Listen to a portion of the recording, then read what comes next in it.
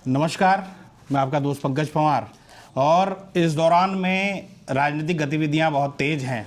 सबसे बड़ी बात यह है 2027 भले ही अभी दूर हो, यानी कुछ महीने दूर हो, लेकिन राजनीतिक सरगर्मियां और चुनावी तैयारियां जल्दी जल्दी से राजनीतिक दलों की शुरू हो चुकी हैं। मेरे साथ प्रीतम सिंह जी हैं। प्रीतम सिंह जी, एक महत्वपूर्ण आप लोगों की रैली जो है वो 16 तारीख को होने जा रही है, और इस रैली में से ये भी साबित आप लोग कर पाएंगे कि कांग्रेस की तैयारी किस तरीके की है 2027 की, और दूसरा माहौल बनाने को लेकर भी ये रैली जो है काम करेगी। तो किस तरह देखते हैं इसे? देखिए, कांग्रेस पार्टी ने निर्णय लिया है कि 16 फरवरी को हम राज्यपाल आवास कूच करने का काम करेंगे, और इसकी जिम्मेदारी मुझे सौंपी गई है। और जिस तरीके से सरकार राज्य के अंदर कार्य कर रही है, लगातार जन विरोधी निर्णय लेने का काम कर रही है, उसको देखते हुए, कांग्रेस जनों का उत्साह देखते हुए और आम जन इस कूच में भागीदारी करेगा, ये कूच ऐतिहासिक होगा। और स्वाभाविक बात है, कार्यकर्ता में भी जो है जोश आएगा, और कार्यकर्ता में जोश के साथ साथ आम जन में भी ये संदेश जाएगा कि 2027 की जंग के लिए कांग्रेस पूरी तरीके से तैयार है। आपने जिस तरीके से जंग की बात करी, लेकिन जंग को लेकर जो तमाम असलहे हैं वो क्या लगता है कि आप लोगों ने तैयार कर लिए हैं? और सच में, क्योंकि तमाम चीज़ें एकजुटता ये होनी बहुत ज़रूरी है एक चीज़ में, तो क्या आपको लगता है कि वो असलहे, वो एकजुटता आप लोगों ने तैयार कर ली है? निश्चित रूप से कांग्रेस एकजुट है जी। और कांग्रेस इतना बड़ा राजनीतिक दल है जो कश्मीर से लेकर कन्याकुमारी तक विद्यमान है। कई बार हम जब अपने भावों की अभिव्यक्ति करते हैं तो आपको ऐसा लगता है कि कांग्रेस में आपसी समन्वय नहीं है। समन्वय की कोई कमी नहीं है। हम पूरी तरीके से राष्ट्रीय नेतृत्व राहुल जी, खड़गे जी, सोनिया जी के नेतृत्व में जो है इस जंग को लड़ने जा रहे हैं। और जहाँ तक आपने कहा कि इस चुनाव के लिए आप तैयार हैं, बिल्कुल तैयार हैं। जिस तरीके से राज्य सरकार इस राज्य में काम कर रही है, आप देखिए कानून व्यवस्था पूरी तरीके से ध्वस्त है। ये देहरादून अस्थायी राजधानी है, और इस अस्थायी राजधानी में जो है 17-18 दिन में जो है 6 कत्ल हो जाते हैं, 6 हत्याएं हो जाती हैं, लेकिन सरकार को इन तमाम चीज़ों से कोई सरोकार नहीं है। इस पर सरकार मौन है। राज्य के अंदर महिलाओं पर अपराध हो रहे हैं, उन अपराधों में भारतीय जनता पार्टी के नेता संलिप्त हैं, उस पर भी जो है सरकार मौन है। नौजवान सड़कों पर संघर्ष करने का काम कर रहा है, इस पर भी सरकार मौन है। इस राज्य के अंदर किसान आत्महत्या कर रहा है, ये देवभूमि है। अगर यहाँ पर किसान आत्महत्या करे और उस आत्महत्या नोट में जो बात लिखी गई है वो बहुत महत्वपूर्ण है, तो इससे ऐसा लगता है कि किसान हताश है, निराश है। और इस प्रदेश के अंदर सरकार और अधिकारियों का गठजोड़ है, जो गठजोड़ जो है लगातार जो है भ्रष्टाचार को भी जन्म दे रहा है और कानून व्यवस्था को भी ध्वस्त करने का काम कर रहा है। पर्वतीय क्षेत्र में आम जन जो है जंगली जानवरों के आतंक से पीड़ित हैं, लेकिन सरकार उस पर भी मौन है। इस राज्य के अंदर खनन माफिया, शराब माफिया, भू माफिया सरकार को चलाने का काम कर रहे हैं, इस पर भी जो है सरकार मौन है। महंगाई अपने चरम पर है, इस पर भी सरकार मौन है। लगातार जन विरोधी जो निर्णय हो रहे हैं, उन तमाम निर्णयों में अगर आप देखें, सरकार की तरफ से कोई बात नहीं कही जा रही है। सरकार तो एक ही बात कहती है कि जो सांप्रदायिक सौहार्द है, उस सांप्रदायिक सौहार्द को हम कैसे तार तार करें, इस दिशा में सरकार कार्य कर रही है। लेकिन उत्तराखंड के लोग सरकार के चाल चरित्र चेहरे को पहचान चुके हैं, और वो चाहते हैं कि परिवर्तन का समय शीघ्र आए, और जब परिवर्तन का समय आएगा तो इस सरकार को लोग जो है इस सूबे से बेदखल करने का काम करेंगे। लेकिन आपने कहा कि ताना बाना थोड़ा बिगाड़ा जा रहा है। बीजेपी के अगर चुनावी एजेंडे को देखा जाए या फिर चुनावी आज तक की स्ट्रेटेजी देखी जाए, चुनावी और उसमें भले ही ताना बाना बिगड़ा हो लेकिन फ़ायदा बीजेपी को हुआ है। हाल के 2017 में 2022 में मुस्लिम यूनिवर्सिटी और नमाज की छुट्टी वाले जो मामले थे उन्होंने बीजेपी को फ़ायदा ही पहुंचाया, नुकसान कभी नहीं हुआ है। तो अभी फिर से उन्होंने जो ये शुरू किया, आपको लगता है आप लोगों को नुकसान होगा उससे, इसलिए आप लोग ज़्यादा अटैकिंग इस मामले में है? नहीं, देखिए, जिस तरीके से सरकार जो है जो सांप्रदायिक ताना बाना उसको ध्वस्त करने का काम कर रही है, ये प्रयास किया और उसका उन्हें लाभ भी मिला। लेकिन कहते हैं ना, काट की हांडी एक बार दो बार चढ़ती है, बार बार नहीं चढ़ती है। लोग, मैंने कहा कि भाजपा को पहचान चुके हैं। और मुस्लिम यूनिवर्सिटी का आप जिक्र करते हैं, किसने कहा कि मुस्लिम यूनिवर्सिटी जो है कांग्रेस यहाँ खोलने जा रही है? कोई सरकार के पास है ऐसा दस्तावेज जिसमें किसी कांग्रेस के नेता ने बयान दिया हो?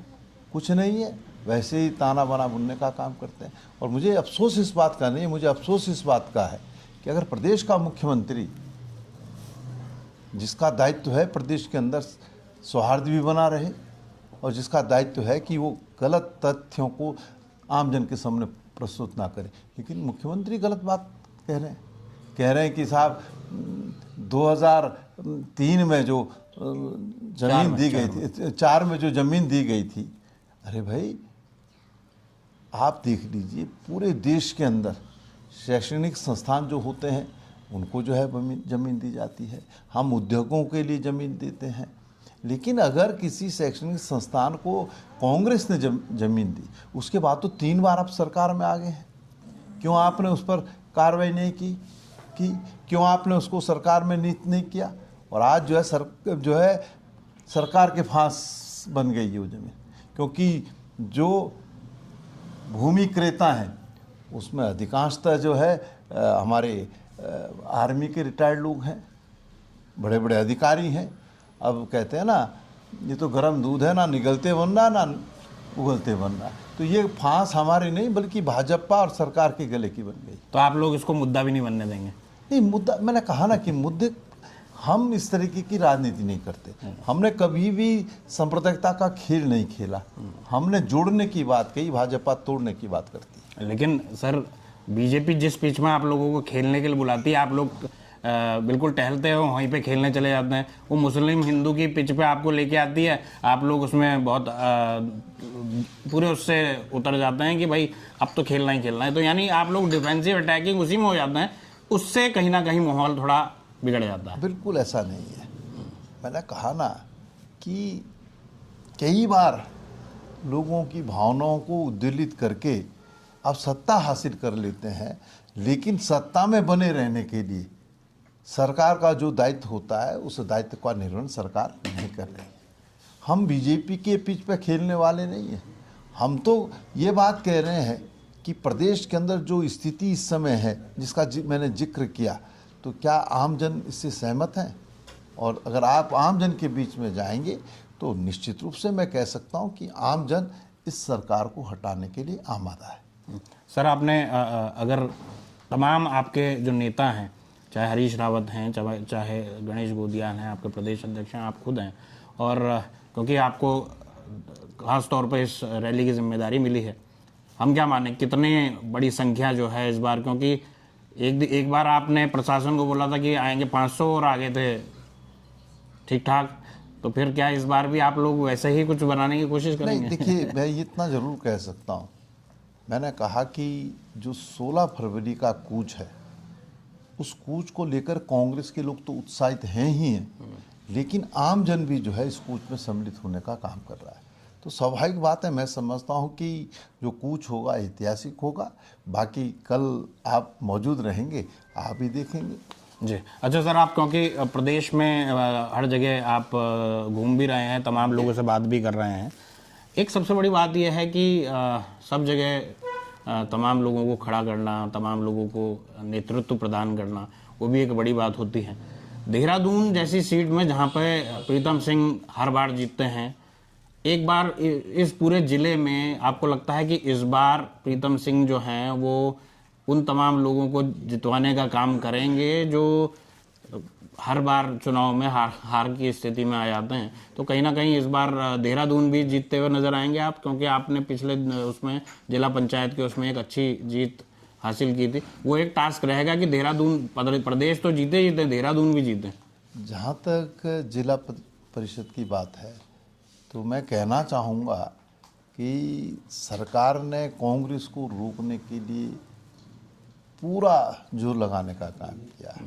परिसीमन में बदलाव करके जिस तरीके से भी हो सकता था उन्होंने कोशिश की, लेकिन वो कांग्रेस को रोक नहीं पाए।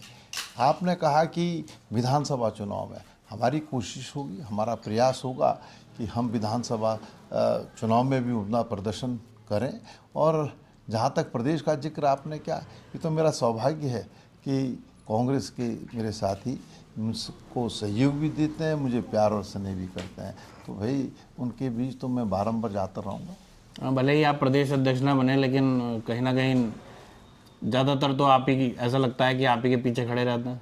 नहीं, मेरे पीछे नहीं है। देखिए, हम सब लोग जो है अपने राष्ट्रीय नेतृत्व के पीछे लामबद्ध है। जहाँ तक प्रदेश का जिक्र आपने किया, मैंने कहा ना कि मेरा सौभाग्य है कि कांग्रेस के लोग मुझे अपना सहयोग भी देते हैं, प्यार से नहीं भी देते हैं, और वज्रवार मुझे अपना आशीर्वाद देते हैं। तो मेरा तो दायित्व बनता है, मेरा तो कर्तव्य बनता है कि जो लोग जो है विश्वास रखते हैं उनके विश्वास को और मजबूत करने की जिम्मेदारी हमारे ऊपर है। और इसीलिए 16 फरवरी को जो कुछ होगा वो निश्चित रूप से जिन लोगों को हमसे बड़ी अपेक्षाएं हैं उस पर हम खरे उतरने का प्रयास करेंगे। तो यही तो बात जो है कि क्योंकि आपके साथ आपको प्यार स्नेह जो मिल जाता है कांग्रेस के कई नेताओं का, आपकी पार्टी के कई नेताओं को अखरने लगता है, वो कई चीज़ें इधर उधर की बातें करते हैं। तो क्या आपको लगता है अब वो तमाम चीज़ें एकजुटता के साथ आगे बढ़ाई जाएगी, 2027 में तमाम मतभेद भुला दिए जाएंगे? देखिए, मैं समझता हूँ कि आज कांग्रेस का प्रत्येक साथी इस बात को महसूस करता है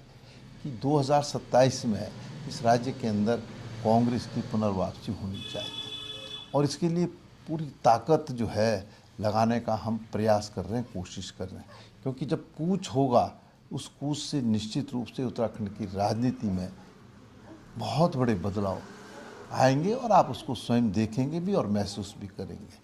और उन बदलाव में हम लगातार कोशिश करेंगे कि आगे भी संघर्ष का ये दौर लगातार जारी रहे, ताकि 2027 की जो चुनौती है उस पर हम पार पाने का काम करें।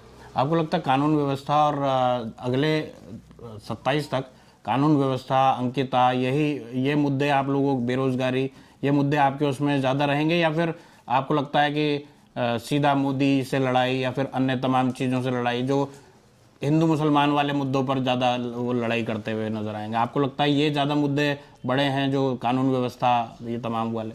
नहीं, देखिए, आज सरकार जिस तरीके से काम कर रही है तो आम जन जो है अपने आप को ठगा हुआ महसूस कर रही है।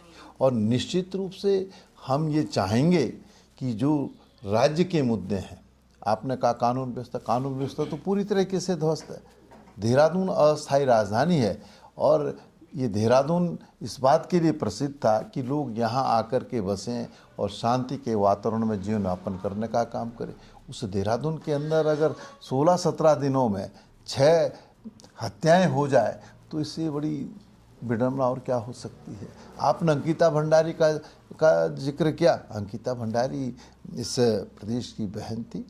हमारी उस बहन की जिस तरीके से निर्मम हत्या हुई वो आपके सामने है, और उसमें जो है भारतीय जनता पार्टी के नेताओं की संलिप्तता है।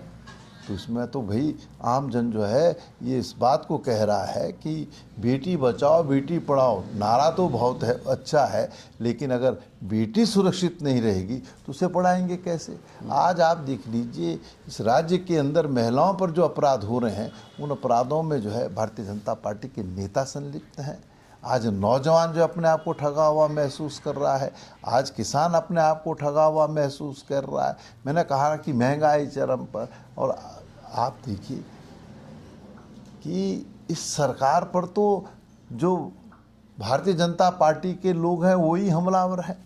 इस प्रदेश के मुख्यमंत्री लोकसभा में कहते हैं कि उत्तराखंड राज्य के अंदर पूर्व मुख्यमंत्री अवैध खनन हो रहा है, और अरविंद पांडे जी भी जो है लगातार प्रहार कर रहे हैं। बंशीधर भगत जी तो कानून व्यवस्था को लेकर के सड़क पर बैठ गए। भीषण सिंह चुफाल भी जो सड़क पर उतर करके सरकार के खिलाफ जो है रोष व्यक्त कर चुके हैं। इसी तरीके से विधायक सड़कों पर उतर करके खनन की ट्रैक्टर ट्रॉलियाँ रोकने का काम कर रहे हैं। तो भाई आज जो हालात हैं, जो स्थिति है, उसे भी तो आमजन देख रहा है। और अगर भाजपा का एक वर्ग सरकार पर प्रहार करने का काम कर रहा है तो निश्चित रूप से इस प्रदेश के अंदर जो स्थिति है वो सरकार के अनुकूल नहीं है। तो ये थे प्रीतम सिंह जी, जिन्होंने क्योंकि कल 16 तारीख को एक महत्वपूर्ण रैली कांग्रेस की है, तमाम लोगों से अपील भी की है और उम्मीद जताई है कि इस बार की जो ये रैली कांग्रेस की होगी बहुत ऐतिहासिक रहने की प्रीतम सिंह जी के शब्दों में संभावना है। और वो कह रहे हैं कि भाई देखिए होता क्या, कल सबको पता चल जाएगा कि कितनी बड़ी संख्या में लोग शामिल होने वाले हैं। तो मिलते हैं किसी और वीडियो में, तब तक के लिए नमस्कार।